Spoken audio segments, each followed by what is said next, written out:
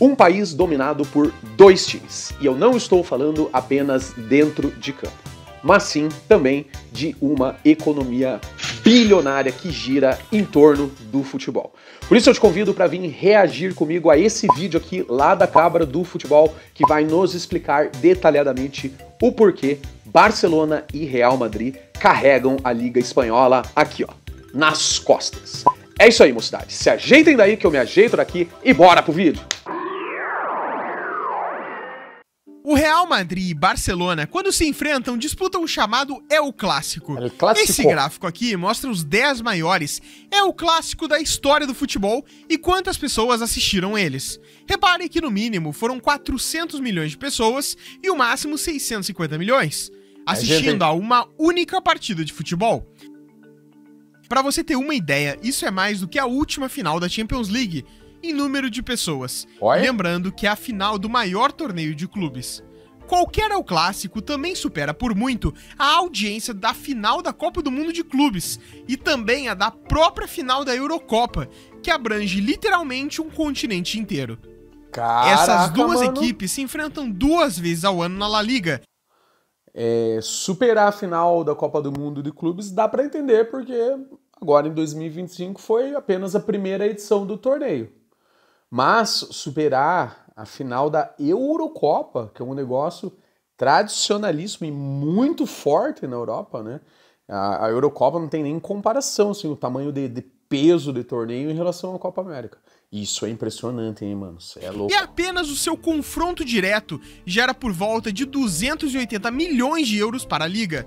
Ou seja, cerca de 560 milhões de euros globalmente por apenas 2 partidas. Caraca, esse número representa pelo menos 10% do faturamento total da La Liga. Mas a realidade é que pelo menos metade do faturamento da La Liga vem diretamente do Real Madrid e do Barcelona. E nesse vídeo eu vou te mostrar como o El Clássico sustenta toda a La Liga. Mano, e a primeira coisa que temos que entender é que, por essência, esses clubes representam lados diferentes. O Real Madrid fica ao centro do país e representa justamente a solidez do Estado espanhol. Por outro lado, o Barça representa a Catalunha, que é uma região da Espanha em que 40% da população quer se separar do restante do país. Esse é o ponto inicial de tudo. Mas até meados de 1940 não existia uma rivalidade tão grande entre as duas equipes. O ponto de virada foi nas semifinais da Copa do Rei de 1943, quando o Barcelona venceu por 3-0 no jogo de ida e o Real Madrid venceu por 11-1 no jogo de volta. A partir dali, a rivalidade começou de fato. Durante a década de 1950, o Real Madrid, querendo se destacar mais na Europa, buscou na América do Sul Alfredo Di Stéfano, que fez história no River Plate, e foi comprado posteriormente da equipe Milionários da Colômbia. O Real Madrid pagou 8,4 milhões de reais na moeda atual por Alfredo Di Stéfano. Foi nesse momento... Vejam como o futebol inflacionou, né? Óbvio que ele já converteu, né? Fez atualização e tal, né?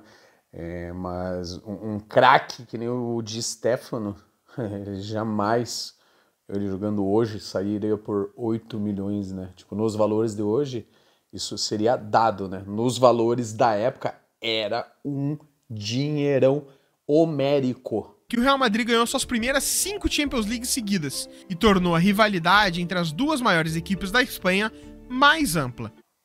Aqui já começou o domínio ali, mano, e já era, mano.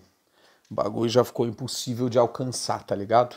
Por que ficou impossível? Porque não é igual aqui na América do Sul, que o Estudiantes ganhou 7 Libertadores e todas elas nas antigas. E uma hora ou outra ele vai ser ultrapassado por algum clube, né? Seja argentino ou brasileiro. Por quê? Porque o Estudiantes nunca mais ganhou. O Real Madrid não, ele ganhou essas 5 seguidas nas antigas e ele continuou ganhando e já tem 15, né? 15, né? Por outro lado, o Barça só foi se destacar mesmo na década de 70, com a chegada do Johan Cruyff. Porque até 1973, perceba como o Barça tinha ficado muito tempo sem ganhar a La Liga. Com a chegada do Cruyff, eles ganham depois de 14 anos. Cara, eu não sabia disso não, mano. Foi só a partir da chegada do Johan Cruyff, que também era um craque fenomenal à altura do Di Stéfano, cada um em seu tempo, né? Mas só a partir da chegada dele que o Barça começou a dar as caras em Mocidade. Olha só, hein? Que coisa. Só que o Barça e o Real ainda não sustentavam toda a liga. Tudo mudou nos anos 2000. Florentino Pérez foi eleito presidente do Real Madrid e, precisando trazer mais dinheiro ao clube, ele decidiu gastar mais ao invés de cortar gastos, comprando jogadores extremamente caros e midiáticos, chamados de galácticos. Los Galácticos. Após isso, o Real Madrid via a receita do clube aumentar imensamente após a compra desses jogadores, como você pode ver nesse gráfico. A partir dali, com o Real Madrid se destacando, o Barcelona começa a fazer o mesmo, só que usa a sua base para isso, para trazer craques como o Messi. Em 2009, o Real Madrid compra o Cristiano Ronaldo do Manchester United, trazendo ele da Inglaterra e fazendo o Cristiano rivalizar com o Messi. E foi nesse momento que o Real decide trazer o Cristiano, que é... Mano, pausei nessa nessa imagem emblemática, misturei as duas palavras, para dar minha opinião sobre Real Madrid e Barcelona. Por que é que eu não consigo escolher nenhum dos dois e não consigo ter nem usar a camisa de nenhum dos dois? Camisa por camisa, assim, eu não acho uma combinação legal de cores nenhuma dos dois, mas enfim, eu sempre preferi o Barcelona. Por quê? Porque na época que eu comecei a acompanhar o futebol, Barcelona tinha no ataque simplesmente Romário e Stoichkov. Mano, que dupla de ataque sensacional, mano. Cê é louco, mano. Os caras debuiavam, mano. Os caras eram foda, mano. Então eu sempre, gostei mais do Barça, né? Por causa disso. Só que eu não curto o Messi, né, mocidade? Não curto o Messi. Quem me acompanha aqui no canal já sabe que eu sou do time Cristiano Ronaldo. Eu sou mais robozão, monstro sagrado. Então, embora eu sempre tenha preferido mais o Barcelona é Messi. E o Real Madrid é robozão. Então, prefiro o Barcelona, sim. Só que eu prefiro o robozão, então não tem como ficar não tem como usar uma camisa do Barcelona e nem do Real Madrid. Entenderam? Faz sentido, né? Ou não? Comenta aí. A história do Clássico é elevada a outro nível. A rivalidade aumentou porque o Real e o Barça começaram a ganhar todos os prêmios individuais de melhor jogador. Nossa. Isso fomentou a rivalidade do El Clássico. Além do confronto entre os dois maiores da Espanha, havia também o confronto entre os dois melhores jogadores do mundo. Verdade. É nesse momento, com Cristiano e Messi, que o El Clássico começa a sustentar toda a La Liga. Primeiro porque dali em diante a La Liga é quase completamente dominada pelo Real e pelo Barça, vencendo todos os anos. Tirando algumas exceções do Atlético de Madrid no meio, os campeões da La Liga são sempre Real e Barça. E sabendo que o que deixa uma liga mais atrativa são os jogadores que tem naquela liga, o poder financeiro do Real Madrid e do Barcelona fizeram eles trazerem cada vez mais jogadores de alta qualidade e isso atrair mais público e, portanto, receita para a La Liga. E aí que entra o ponto central desse vídeo. A La Liga está na segunda posição como liga mais vista do mundo, atrás apenas da Premier League. São 2,8 bilhões de pessoas assistindo a La Liga ao longo da temporada. Só que destes, 1,6 bilhão dos espectadores assistem aos jogos do Real Madrid e Barcelona. Mano, caraca, mano, são números estratosféricos, né, mano? É muita audiência, mano, como é que pode? E faz sentido perder em audiência apenas pra Premier League, né, mano? Porque, cara, a Premier League é sensacional, mano, o nível, justamente pelo nível de competitividade, né? Que a gente sabe que na Premier League o título não tá entre dois times igual na La Liga, que acaba deixando o bagulho meio chato, né? Premier League lá tem os 6 considerados maiores e sempre pode haver outras surpresas também, né? Ou seja, 57% dos espectadores de La Liga assistem a Liga por conta do Real e do Barça. Os direitos de transmissão sozinhos representam 1,5 bilhão de euros por ano. Caraca, e apesar de metade disso ser gerado pelo Real e pelo Barça, eles recebem apenas 21% disso. Isso porque a La Liga tem uma regra que limita o ganho do Real e do Barça para eles não destoarem tanto dos outros times. E apesar deles gerarem metade da receita da audiência, eles só ganham 20%. E foi justamente a força do El Clássico que fez a liga fechar contratos milionários ao redor de 184 países. Nossa. Nos Estados Unidos, por exemplo, a ESPN pagou 1,4 bilhão por 8 anos de exclusividade, o maior acordo internacional da história da liga. No México, a Sky Sports assinou um contrato de 70 milhões por temporada, dobrando o valor do ciclo anterior. E o pacote latino-americano, liderado pela ESPN, abrange 380 jogos por ano, ou seja, todos.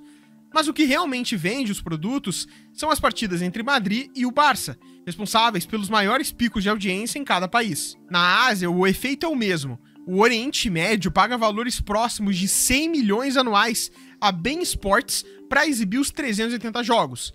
E a China chegou a investir 250 milhões em 5 temporadas. E até na Índia, onde a liga aceitou reduzir preços para conquistar o público, os jogos do El Clássico são os mais assistidos. Esses acordos fazem com que o El Clássico não seja apenas um jogo, mas a engrenagem de toda a La Liga. E é ele que mantém os contratos de TV de 835 milhões de euros por ano no exterior.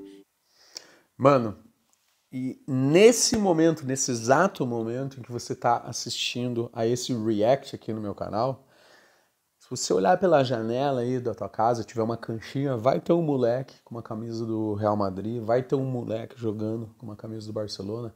E não é só aí na canchinha da tua vila, mano, é no mundo inteiro. Tá ligado, mano? Mano, o Real Madrid, indiscutivelmente, é o maior time do mundo. E o Barcelona, que cresceu muito, como nós aprendemos, eu pelo menos aprendi aqui no vídeo, né? Que foi a partir da chegada do Johan Cruyff nos anos 70, né? E com essa rivalidade aí, acirrada entre Cristiano Ronaldo e Messi, e elencos extremamente qualificados na última década e meia, o Barcelona também ficou gigantesco. E é pelo mundo inteiro, cara. Esse time tem torcida no mundo inteiro, mano. O bagulho é fenomenal, mano. E garante a exposição da liga em 184 países.